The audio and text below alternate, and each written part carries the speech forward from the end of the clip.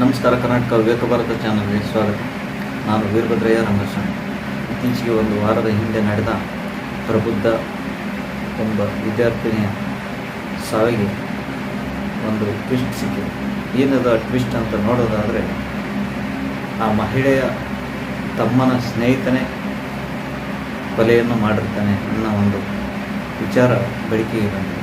ಸುಬ್ರಹ್ಮಣ್ಯಪುರದ ಪೊಲೀಸರು ಸಾವಿನ ಘಟನೆ ಬೆನ್ನಟ್ಟಿದಾಗ ಅವರಿಗೆ ಒಂದು ಕುತೂಹಲ ಮಾಹಿತಿ ದೊರೆಯಿತು. ಏನು ಅದು ಅಂತಂದರೆ, ಆಕೆಯ ತಮ್ಮನ ಸ್ನೇಹಿತನೇ ಕೇವಲ 2,000 ರೂಪಾಯಿಗೆ ಕೊಲೆಯನ್ನು ಮಾಡಿರ್ತಕ್ಕಂಥ ಒಂದು ಘಟನೆ ಬೆಳಕಿಗೆ ಬಂದಿದೆ.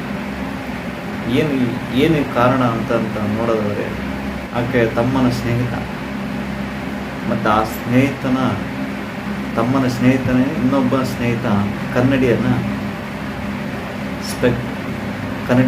ಮುರಿದಾಕಿರ್ತಾರೆ. ಅದು 2,000 ಬೇಕು, ಆ 2,000 ನನಗೆ ಬೇಕು, ಇಲ್ಲ ಕನ್ನಡಿಯನ್ನು ಹೊಸದು ಕೊಡಿಸು, ಇಲ್ಲಾಂದರೆ ನಿಮ್ಮ ಮನೆಯಲ್ಲಿ ಕಂಪ್ಲೇಂಟ್ ಮಾಡ್ತೀನಿ ಅಂತ ಹೇಳಿದಾಗ ಆ ಪ್ರಬುದ್ಧಳ ತಮ್ಮನ ಸ್ನೇಹಿತ ಪ್ರಬುದ್ಧ ಅವರ ಮನೆಯಲ್ಲಿ 2,000 ರೂಪಾಯಿಗಳನ್ನು ಕಳ್ತಾನೆ. ಆ ಕಳ್ತನ ಮಾಡಿರೋ ಘಟನೆ ಈ ಪ್ರಬುದ್ಧಳಿಗೆ ತಿಳಿಯುತ್ತದೆ. ಪ್ರಬುದ್ಧಳು ಈ 2,000 ರೂಪಾಯಿ ಕದ್ದಿರೋದ್ರ ಬಗ್ಗೆ ಕೇಳಿದಾಗ ಪ್ರಬುದ್ಧಳ ತಮ್ಮನ ಸ್ನೇಹಿತ ಕ್ಷಮೆ ಕೇಳಲು ಆಕೆ ಕಾಲಿಗೆ ಬೀಳ್ತಾನೆ. ಆಗ ಪ್ರಬುದ್ಧಳು ಹಿಂಗೆ ಬಗ್ಗಿದಾಗ ಕೆಳಗೆ ಬೀಳ್ತಾನೆ. ಬಿದ್ದು ತಲೆಗೆ ಪೆಟ್ಟು ಬಿದ್ದ ನಂತರ ಇನ್ನೇನು ತನ್ನ ಗುಟ್ಟು ರಟ್ಟಾಗುತ್ತದೆ. ಅದೆಲ್ಲವುದನ್ನು ತನ್ನ ಮನೆಯವರೆಲ್ಲರಿಗೂ ಗೊತ್ತಾಗುತ್ತದೆ 2,000 ಕದ್ದಿರುವುದನ್ನು ಅಂತ ತಿಳಿದು ಅಲ್ಲಿ ಇರತಕ್ಕಂಥ ಒಂದು ಚಾಕನ್ನು ತೆಗೆದುಕೊಂಡು ಕೈ ಮತ್ತು ಕುತ್ತಿಗೆಯನ್ನು ಕೊಯ್ದು ಕೊಲೆ ಮಾಡುತ್ತಾನೆ. ಅಲ್ಲಿಂದ ಹೊರಗಡೆಯಾಗಿರುತ್ತಾನೆ ಎಂದು ಸುಬ್ರಹ್ಮಣ್ಯಪುರದ ಪೊಲೀಸ್ ವರಿಷ್ಠಾಧಿಕಾರಿ ತಿಳಿಸಿರುತ್ತಾರೆ.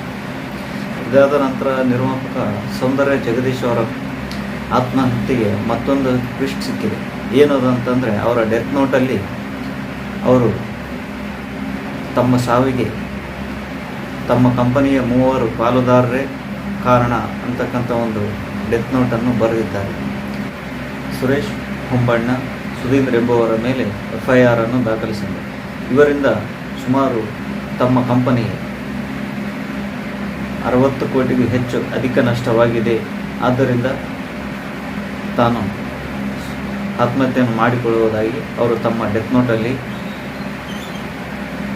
ಬರೆದಿರುವುದರಿಂದ ಪೊಲೀಸರು ಅವರ ಮೇಲೆ FIR ಅನ್ನು ದಾಖಲು ಮಾಡಲಾಗಿದೆ.